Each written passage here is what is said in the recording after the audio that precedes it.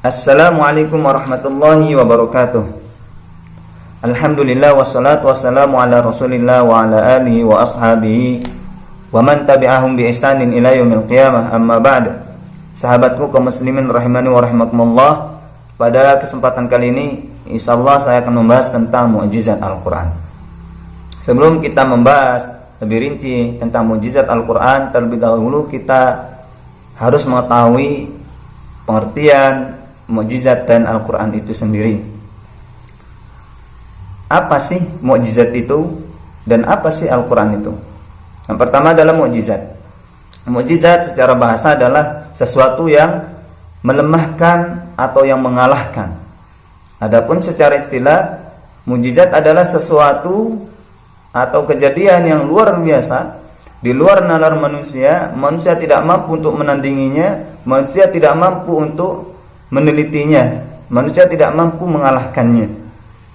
Dan mukjizat hanya diberikan kepada para nabi dan rasul saja yang Allah kehendaki, yang dengan mukjizat ini sebagai bukti kerasulannya. Kemudian yang kedua adalah pengertian Al-Quran. Al-Quran adalah kalamullah yang Allah turunkan kepada Nabi Muhammad SAW melalui perantara malaikat Jibril alaihissalam untuk umat manusia sebagai petunjuk hidupnya. Diturunkan secara mutawatir atau beransur-ansur. Al-Quran diawali dari surah Al-Fatihah dan ditutup dengan surah An-Nas. Membacanya bernilai ibadah di sisi Allah Subhanahu wa ta'ala. Kemudian yang menjadi pertanyaan kita, kenapa sih Al-Quran itu menjadi mukjizat? Kenapa sih Al-Quran itu disebut mukjizat? Ada apa sih? Kok bisa seperti itu? Perlu diketahui bahwasanya Allah memberikan mukjizat juga kepada para nabi dan rasul terdahulu. Sebelum pada Nabi Muhammad SAW, Allah turunkan mukjizat kepada Nabi Saleh berupa keluarnya unta dari batu, kepada Nabi Daud mampu mengolah besi, pada Nabi Sulaiman mampu memahami bahasa hewan, berbicara dengan hewan, menaklukkan jin dan menaklukkan angin dan yang lain-lain. Kepada Nabi Yusuf mampu mentakwilkan mimpi, kepada Nabi Musa membelah lautan, kemudian memukul batu dengan tongkat, kemudian memancarkan air. Kalau Nabi Musa meletakkan tangannya ke ketiaknya, kemudian keluarlah cahaya, tongkat menjadi ular. Itu mukjizat yang Allah berikan kepada Nabi Musa, dan banyak sekali. Kemudian Allah juga memberikan mukjizat kepada Nabi Isa alaihissalam, mampu menghidupkan orang yang mati, menyembuhkan mata yang buta, penyakit kusta, membuat burung dari tanah liat ditiupkan kemudian menjadi burung, dan banyak sekali mukjizat yang Allah berikan pada Nabi Isa. Dan semua mukjizat itu yang Allah berikan pada para nabi itu atas kehendaknya, yaitu kehendak Allah Subhanahu wa ta'ala, yang dengan mukjizat ini Allah menunjukkan kekuatannya, yang dengan mukjizat ini Allah mengutus para rasul agar umat manusia percaya tentang kerasulannya. Kemudian Allah juga memberikan mukjizat kepada Nabi Muhammad SAW. Banyak sekali mukjizat yang Allah berikan kepada beliau, seperti membelah bulan, kemudian Isra Mi'raj, dan mukjizat yang paling besar yang kekal sampai hari kiamat, maksudnya itu adalah mukjizat Al-Quran. Dan poinnya adalah mukjizat ini ada yang sifatnya sementara dan ada yang sifatnya sampai hari kiamat. Adapun mukjizat yang Allah berikan kepada para nabi dan rasul terdahulu sebelum Nabi Muhammad SAW itu sifatnya sementara.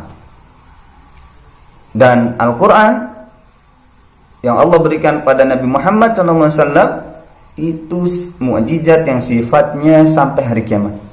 Bahkan kita mampu merasakannya.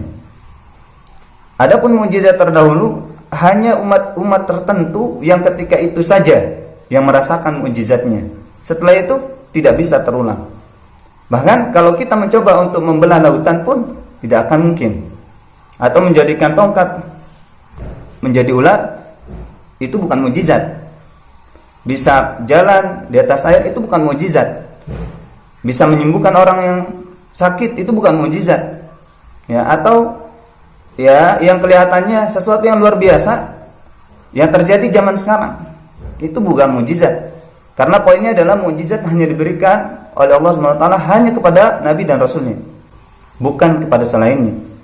Kalau ada orang yang mengaku Nabi kemudian mempunyai mukjizat, zaman sekarang ada mengaku Nabi mempunyai ya mukjizat katanya, maka perlu kita ketahui dia bukan Nabi, dan itu juga bukan mukjizat. Kenapa? Karena Nabi yang terakhir adalah Muhammad SAW, dan setelahnya tidak ada Nabi. Ya, dan itu bukan mukjizat, bisa saja adalah sihir. Dan kemudian poin pentingnya adalah Al-Quran ini sendiri. Kenapa sih Al-Quran ini menjadi mukjizat?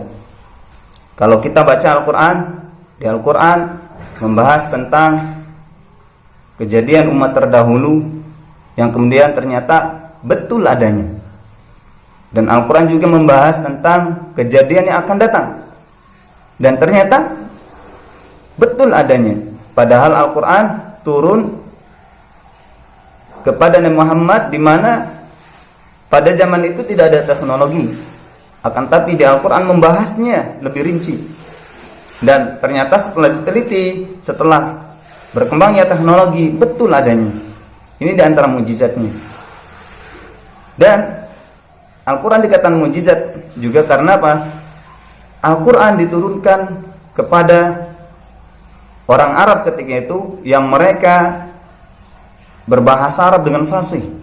Bahkan ada penyair-penyair dari orang Arab yang sangat luar biasa, yang dengan syairnya mereka berbangga-bangga, sombong.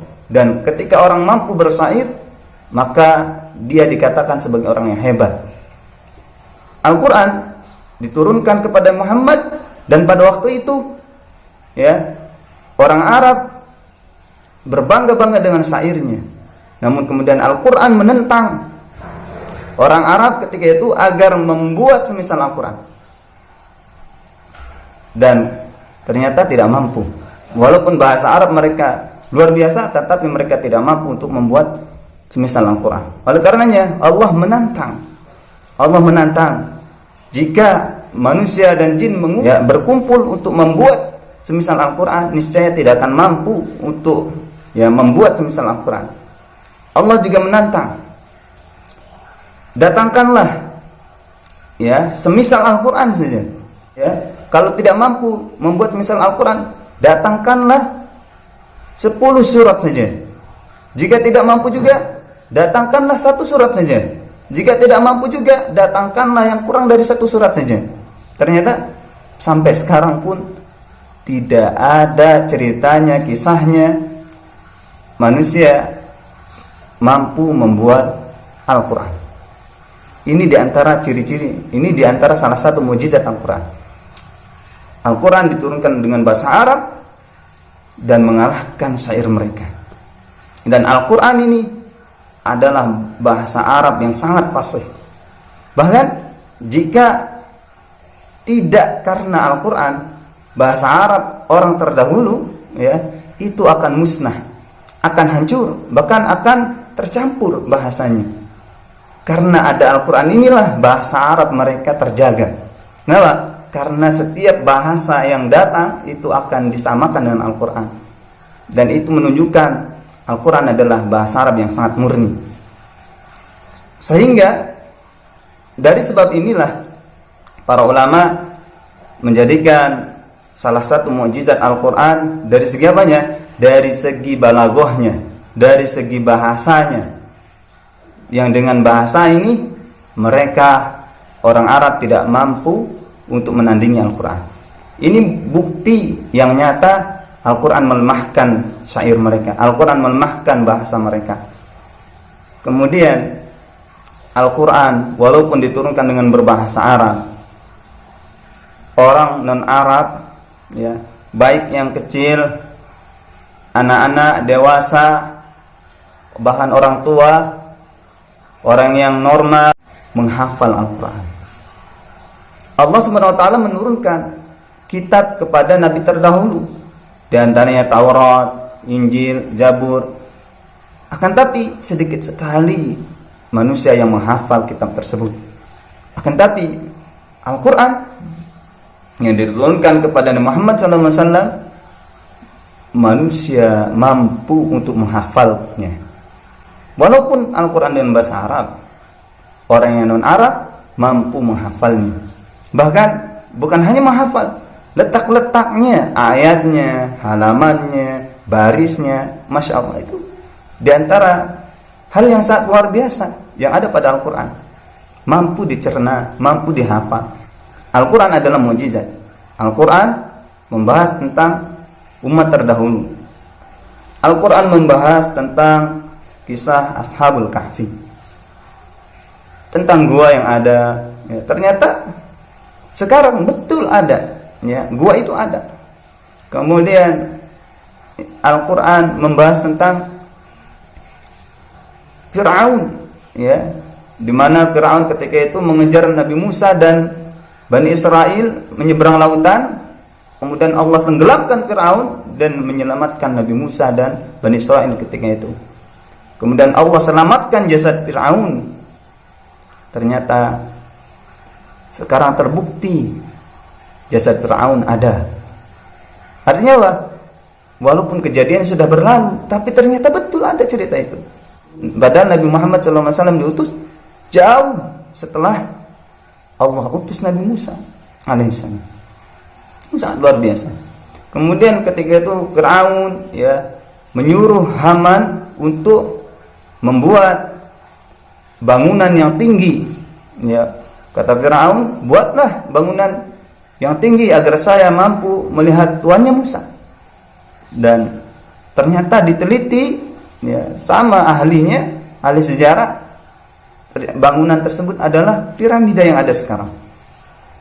Masya Allah. Walaupun itu kejadiannya sangat jauh sekali zamannya sebelum Nabi Muhammad SAW, tapi betul adanya. Dan juga Al-Quran membahas tentang kejadian-kejadian alam pada waktu itu, ya, zamannya yang Al-Quran turun pada waktu itu tidak ada teknologi sama sekali, ya. Namun Al-Quran menjelaskan lebih detail tentang kejadian-kejadian yang ada di alam semesta. Contohnya tentang penciptaan manusia, ya, dimulai dari tanah, sperma, kemudian dan lain-lain menjadi makhluk yang sempurna. Allah menjelaskannya dari tahapan yang pertama beruntun, ya, sampai tahapan yang terakhir menjadi manusia. Dan ternyata ketika diteliti dalam ilmu sains modern sekarang, betul urutan yang dijelaskan dalam Al-Quran betul adanya. Masya Allah, ini menunjukkan kemukjizatan Al-Quran. Kemudian Al-Quran membicarakan tentang apa? Tentang bertemunya dua lautan. Dan siapa sih pada waktu itu yang pernah berkeliling dunia sehingga mereka lihat ada dua lautan yang saling bertemu akan tetapi tidak bercampur? Tidak ada. Akan tetapi Al-Quran mengabarkannya tentang bertemunya dua lautan tersebut. Ternyata betul setelah diteliti ada bertemunya dua lautan. Yang satu rasanya payau, yang kedua rasanya asin. Akan tapi walaupun bertemu, ya, tidak saling bercampur.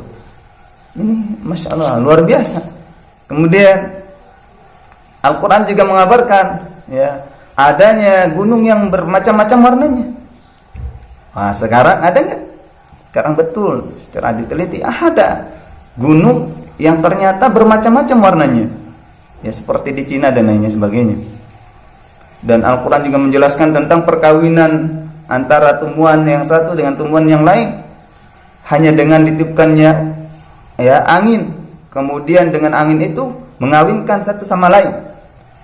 Al-Quran sudah mengabarkannya sejak lama. Kemudian sains modern ya meluncurkan pengetahuan ya tentang itu. Ya Allah, padahal itu sudah dijelaskan dalam Al-Quran. Tapi manusia tidak sadar ya.